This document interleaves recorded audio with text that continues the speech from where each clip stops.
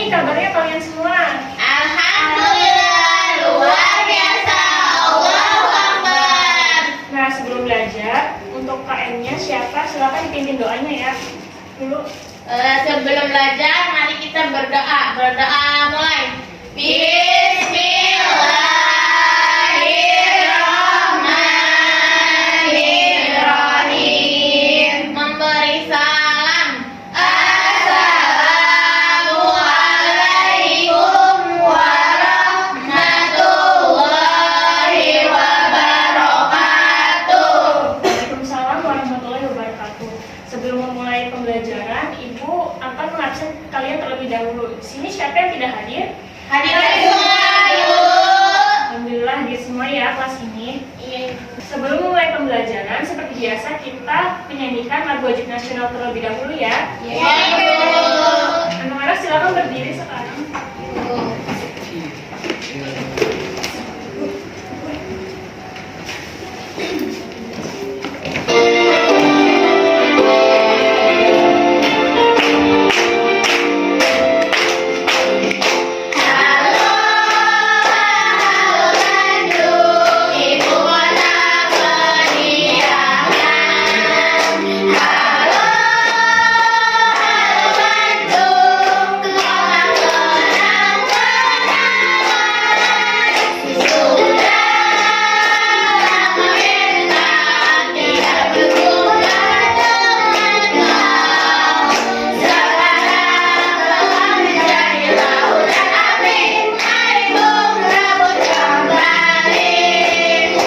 Silakan duduk kembali anak-anak.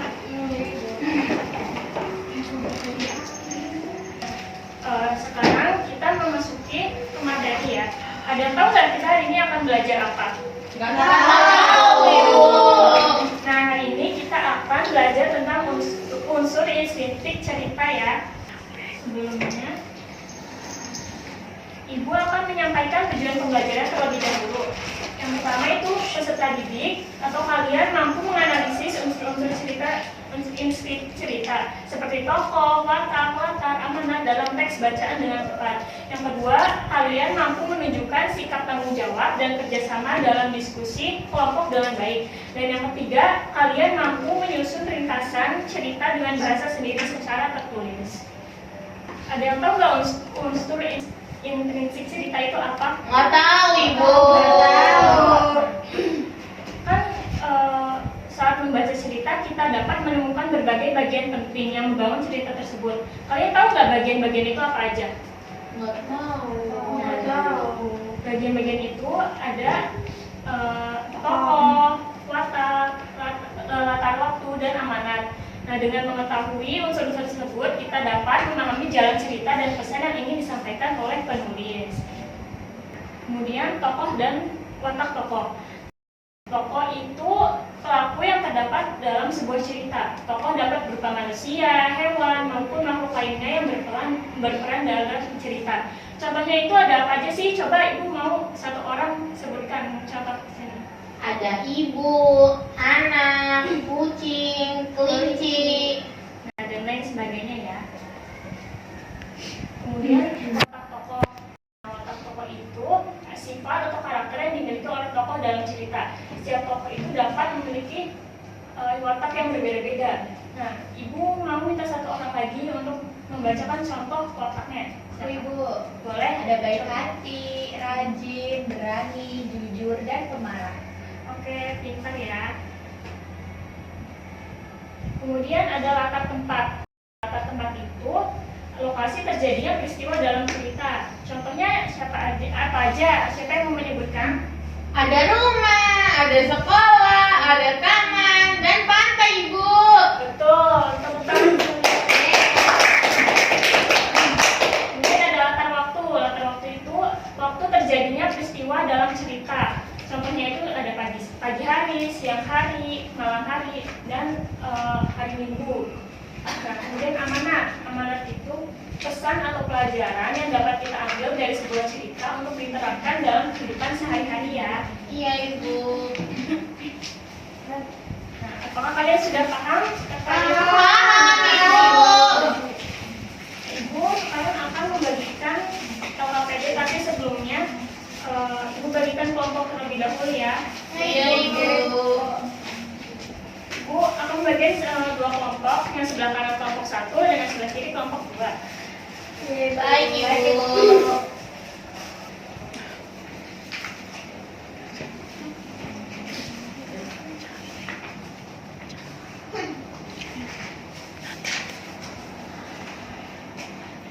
Kalian perhatikan ya LKPD yang sudah Ibu berikan. Dan di sini Ibu akan menjelaskan petunjuknya. Di sini bacalah cerita kancil dan buaya yang ada di bahan bacaan ya. Nah, kemudian diskusikan dengan teman kelompok kalian untuk mengisi tabel di bawah ini. Kemudian tuliskan jawaban dengan tulisan yang rapi. Paham semuanya anak-anak? Paham, Ibu. Ibu beri waktu 10 menit untuk mengerjakan ya. Silakan. Ada yang ingin ditanyakan anak-anak? Ibu, ini gimana, Ibu? Oke. Ini kalian baca dulu dari teks ceritanya ya. Kancil dan buaya. Kemudian nanti ya, protokolnya Bu. Oke, makasih. Ibu, kalau ini kayak gimana, Bu? Cara mengerjakan? Kalian baca dulu ya teks yang ada dong. Terus nanti kalian tentukan sesuai. Sudah selesai ya, anak? Sudah, Ibu. Boleh kelompok 1. Siapa yang ingin? Oke, Bu.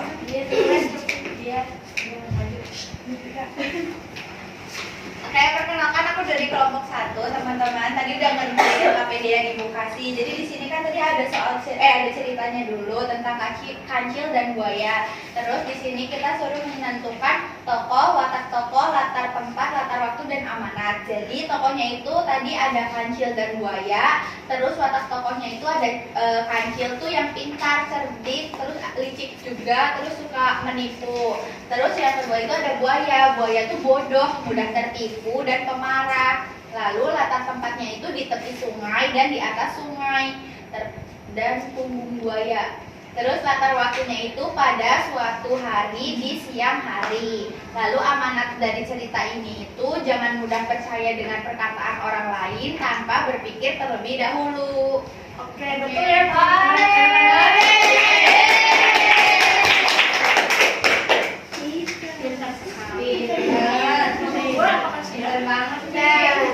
Boleh dikumpulkan apa aja Ibu?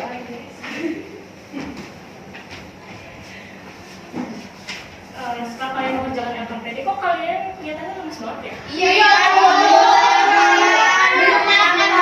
Aja yuk. Mau pulang nanti ya.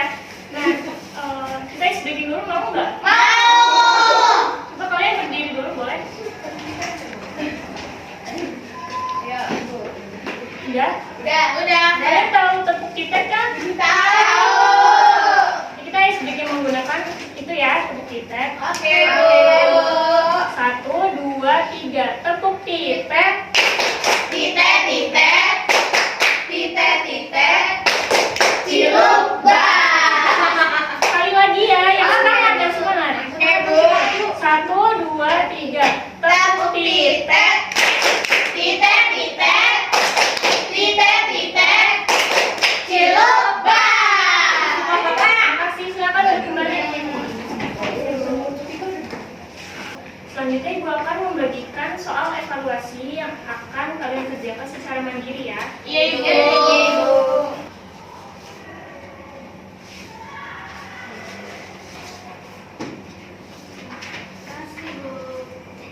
Bu Eza mencontek, Bu.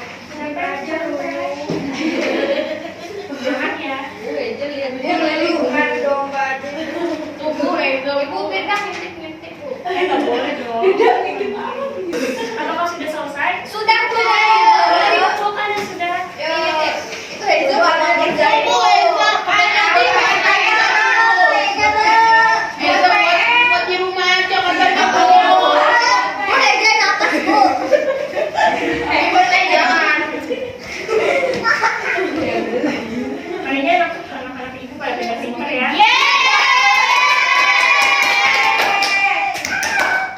Nah, anak-anak, apa yang sudah kalian pelajari dari materi tadi yang Tadi kita udah ada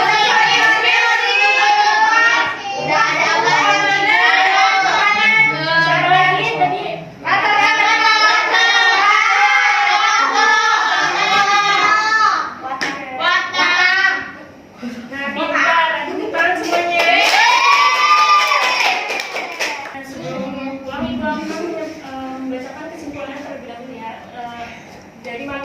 dijelaskan. Jadi unsur intrinsik itu merupakan bagian penting yang membangun sebuah cerita.